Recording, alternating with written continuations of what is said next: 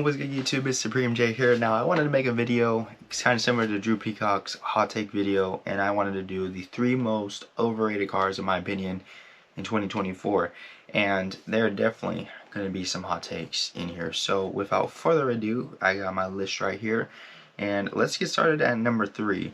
So in my opinion, the Porsche 911, the base model, is a overrated car. I think that this car gets uplifted too much to bash on the Caymans. I made a video in the past about the Cayman and trying to figure out why they were so hated, and a lot of the common consensus was, oh, it's just a broke man's Porsche, or oh, it's not a 911, it'll be the 911 Sun, and all these things, right? And I'm sitting here like, damn, like, that's just stupid logic. I mean, me personally, not being biased because I'm not like some giant Porsche fan, I think that the Cayman GTS looks better than a base model 911. I like how the Cayman GTS has the rear quarter panel vents. I like how the front end looks more. I like how the rear end looks more. And I like how the Cayman is a dedicated 2-seater car. These 911s, they are not. Now, I'll be honest and say that the headlight portion of the 911 does look better than a Cayman, but I wouldn't give that up for all of the other things that I just stated. And when I watch videos on the GTS, I hear very good things about it, and that it is better than the base 911. So yeah, I just don't understand that whole logic of trying to downplay the Cayman to uplift all 911s. And I mean, I've seen people in the comments on videos just talking about, well, I would just get a 911 to at least say that I have a 911 and not a Cayman. I mean, to me, it's stupid. It's overrating the 911. You're wasting your money, and I just wouldn't get a 911 unless it was a GG car. But that's just my opinion. So that was number 3. Coming in at number 2, and I am gonna start this off by saying that I have a F82 M4. I think that BMWs are overrated. I can't necessarily pick a specific car for this one, but I know some people in the BMW community that will bash and downplay on Mercedes and Audi, and of course there's always going to be people like that, but I feel like the BMW community, it's a lot more prevalent. I think that overall, if you look at their lineup, I would say that BMW has a better lineup than, Mercedes or Audi, just because, if you can't afford an M car, you get some great options with, the 340 or the 440, and I think that they outperform cars like, the Audi S5 or like the C43. But I'll be honest, I think that the Audi and Mercedes for the 2015 through 2020 range, I think that they actually beat BMW in interior. That's one of the things that was going to sway me towards getting an Audi or Mercedes over BMW. I personally like their interiors a little bit more. And so yeah, I mean, now it's pretty even playing field with the interiors and stuff, but I mean, and also for me personally, I would take an AMG GT over any M car. Like a 2018 AMG GT, I'm taking that over any 2018 M car from BMW. I'm taking that over, you know what I mean? So I'm not just the person that will just bash on everything else and then uplift the BMW and say, oh, the only way forward is, Porsche.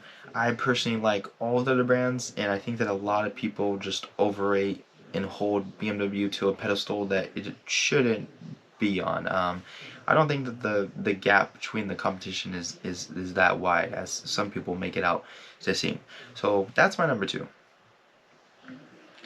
So coming in at number 1, if you guys know me, you guys can probably guess what it is. Comment down below if you want to guess.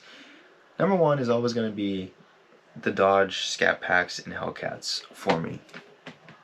I've scrolled through these listings, and for any Scat Pack with decent mileage, respectably under 50k miles, these cars are all 45-ish thousand and up. I live in California, and they're all up there, right? But the community acts like they are the best thing to be driven on the road, and I'm not even gonna show my bias for my dislike towards them. I'm just gonna state a lot of facts. Along with GM, they are one of the most stolen cars, so you have to have that added extra worry about the fact that they're able to be stolen. because of power to weight ratio, which I just don't think that a large portion of the community understands. They are slower than a lot of cars with a lower horsepower number. That is just a objective fact. My old 3,200 pound C7 Corvette with 460 horsepower would be faster than a stock, however much they weigh, Scat Pack, Challenger, or Charger, right? And I mean, you see these examples of 500 wheel horsepower cars beating stock Hellcats. Now, yes, the one car's modification, one car doesn't, but obviously there's a huge price difference in between those two cars, and also there is a large horsepower number, so that should show you how much their weight causes you to lose a lot of that power. It does not translate to the road at all. And then I've been inside one. I've driven one. I've driven a Scat Pack.